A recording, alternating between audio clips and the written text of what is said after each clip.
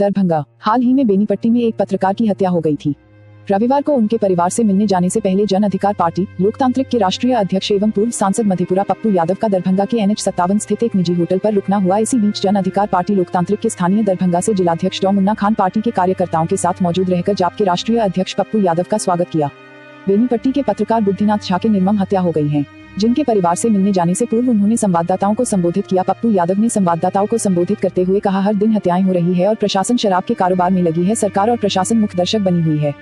बिहार और दरभंगा में लगातार अपराध की घटनाएं बढ़ती जा रही है। वहीं उन्होंने प्रशासन पर निशाना साधते हुए कहा कि अपराधी बेलगामा प्रशासन खुद को अपराधियों के हवाले कर रखा है। शराब और शराबी के उलझन में प्रशासन उलझी हुई है, उसे शराब के सिवा कुछ दिखता ही नहीं है। उन्होंने कहा, जब शराब ही नहीं रही है तो प्रशासन कर क्या रही है? सारे काम को छोड़कर पूरी व्यवस्था शराब के कारोबार में लग चुकी है। जहरीली शराब से कई ऐसे परिवार के काम आने वाले मौत के आगोश में समा गए। इसकी जिम्मेदारी आखिर कौन लेगा? वहीं मौके पर मौजूद जिलाध्यक्ष डॉ मुन्ना खान ने कहा, शराब से हुई मौत हो रही है, खुलेआम शराब दिख रहा है, जिसका उधर एक पर्व के मौके पर एक शराब पीने वाले व्यक्ति ने शराब लगाते हुए दिखाया है। और जब शराब मिल ही रही है तो कैसी व्यवस्था इसे रोकने में लगी हुई है? ना शराब रुक रहा है और ना अपराध की घटनाएं रुक रही है, दोनों बड़ी तेजी से बढ़ रहा है। हालांकि प्रशासन इसे रोकने की बात कहती है, जो सबके सामने है, आईने की तरह साफ है। मौके पर जिला प्रधान महासचिव चुनमुन यादव, चंद्रकांत सिंह, सुदर्शन झा एवं छात्र नेता दीपक झा सहित अन्य दर्जनों कार्यकर्ता मौजूद थे। या तो दूसरे स्टेट को हमने पैसा दे दिया, या तो यहाँ के नेता अपराधी माफिया और पदाधिकारी को पैसा दे दिया। तो हमारे डेवलपमेंट में, कॉमन मैन के डेवलपमेंट में तो नहीं लगी ना। और यदि आपको लगता है देश भर में शराब चल रहा है और आपको लगता है कि शराब ही आपका सबसे बड़ा मुद्दा है, रोजगार मुद्दा नहीं, पलायन मुद्दा नहीं, एजुकेशन मुद्दा नहीं, हेल्थ मुद्दा नहीं, इकोनॉमी मुद्दा नहीं, आपकी इंडस्ट्री पॉलिसी मुद्दा नहीं, या शराब में मेरे साथ चलो ना। मैं तो 8 दिनों से सड़कों पर हूं। अभी तक में 76 लोग मर चुके हैं जहां मैं गया हूं। क्यों गायब हो? इतना भगोरा विपक्ष मैंने जिंदगी में, दुनिया में नहीं देखा। पॉलिसी बनाए, चुनाव हुआ, चुनाव में पिटारा आए, खोले, 3, 5, 4 दलालों से बिहार चलती है। बस शराब माफिया, बालू माफिया, जमीन माफिया, ठेका माफिया, और इन चारों माफियाओं से सत्ता पक्ष और विपक्ष का घर भरा जाता है। इसी से हेलीकॉप्टर आते हैं, इसी से चुनाव होता है। आए, पिटारी खोले, चुनाव लड़े, और फिर चुनाव खत्म हुआ, पिटारी बंद किए, एक फार्म हाउस, एक चले गए गोबर घर, गायब, हम कहीं नहीं जाएंगे। और दूसरी तरफ भाजपा का अध्यक्ष अलग राग पर हलफता है, कभी कहता है कि इसके पहले कहा कि हमको अपराधी मार देगा, कभी कहा कि थाना अपराधी दोनों एक है, बोला अपराधी निरंकुश हो चुकी है, और कभी कहता है कि दारू थाना बेचवाते हैं। तो बात उपेंद्र कुशवाहा जी भी बोल दिए, आप भी बोल रहे हैं। तो दोनों का सरकार है, ऊपर प्राइम मिनिस्टर है, तो विधवा विलाप क्यों करते हैं जसवाल जी? कहां भाग रहे हैं? हम नौतन गए, तो नौतन में 2 मिनट में क्यों झगड़ा हो गया, क्यों भाग गए? और भाजपा के अध्यक्ष के गाड़ी में विजय गुप्ता सबसे बड़ा माफिया था, और मैं एक एक लोगों का नाम उजागर करूंगा।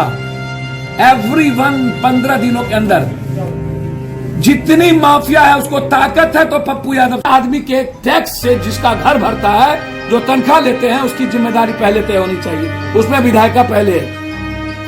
इलेक्टोरल पॉलिटिक्स को भी चेंज करिए यदि आप कठोर निर्णय लेना चाहते हो। दूसरा, यदि आप इंग्लिश शराब को खोलना चाहते हैं तो देसी शराब पहले बंद करिए, और इंग्लिश शराब पर 80% टैक्स को बढ़ा दीजिए, ताकि पप्पू यादव की तरह दारू ना पी सके।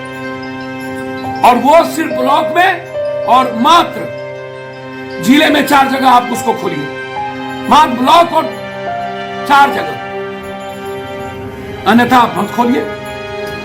लेकिन इस माफिया को तो रोकिए जिसमें आपके 90%, 80% MLA MP इन्वॉल्व है। मैं तो चैलेंज के साथ कहता हूं, शराब के सरकार में MLA MP 80% इन्वॉल्व है इन माफियाओं के साथ। बहुत कीजिए। दूसरी चीज,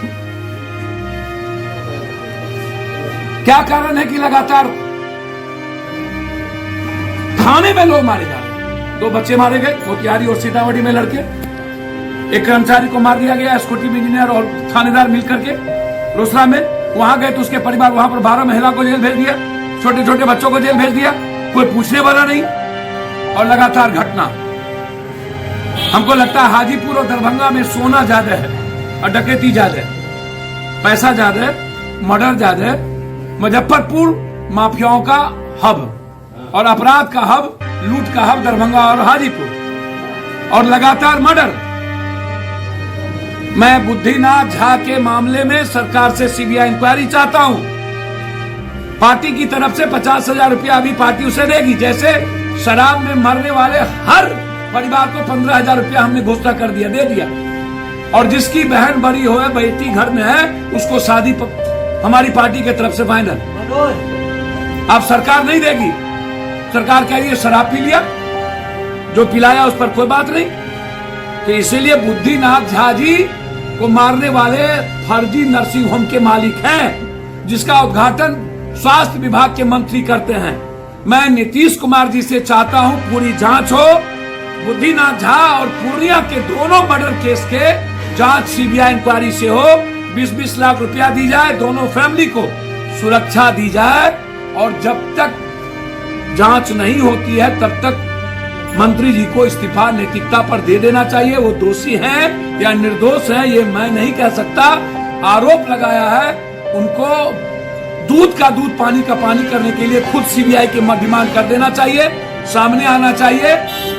नीतीश जी कहते हैं मैं ना किसी को ना की जाए, पुलिस से कोई जांच नहीं चाहता है। पुलिस पहले भी आरटीआई के खिलाफ आरटीआई थे, पुलिस ने उसको शेल्टर नहीं दिया, उसके फैमिली को सुरक्षा की व्यवस्था।